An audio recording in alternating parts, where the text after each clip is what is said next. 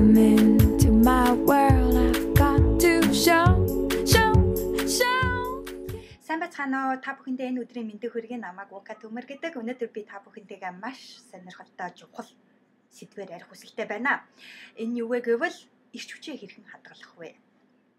Бид ямар нэгэн шийдвэрийг гаргаж байх тэр мөчөд эсвэл зорилгоо гаргаж явах тэр мөчөд маш их ирч хүчтэй байдаг тийм ээ. За өнөөдрөөс эхлээд би жин хасч эхэлнэ. Өнөөдрөөс эхлээд би гүйж эхэлнэ. Өнөөдрөөс эхлээд би өөрийгөө хөгжүүлж эхэлнэ ч гэдэг юм аа маш их ирч хүчтэй байдаг. Энэ ирч хүчээ ашиглаад тэр дор нь ямар нэгэн үйлдэл шууд хийж эхэлснээр бид ирч хүчээ хадгалж чаддаг. Өөрөөр хэлэх юм бол зорилгоо гаргаад шийдвэрээ гаргасны дараагаар тэр дор нь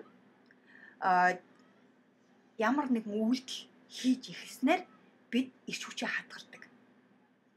Жишээлбэл би өнөөдөр гүйж эхэлнэ гэдэг шийдвэрээ гаргаад л өрөөсө 30 өмсөд шууд олон тавын бодлого илүү төдийн бодлого гарч гүйх хэрэгтэй. 3 минут ч гэсэн хамаагүй 5 минут ч гэсэн хамаагүй. Ингэж чадаагүйгаас болоод бид өөрт байгаа тэр ирч хүчээ шууд алдаж эхэлдэг. Бидний анхаарал ондоо юм дээр сарнаад өөр юм хийгээд алга болдог. Тэгснээр бид нөгөө гаргасан шийдвэрээ эсвэл зорилгоо хойшлуулдаг.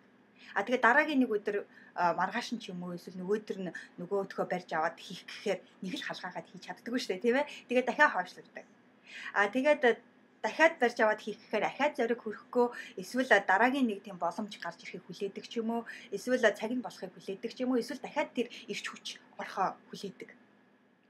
Ингэсээрээ байгаад бид өөрсдөө байнгын тийм хүлээлтийн байдалд аваачдаг.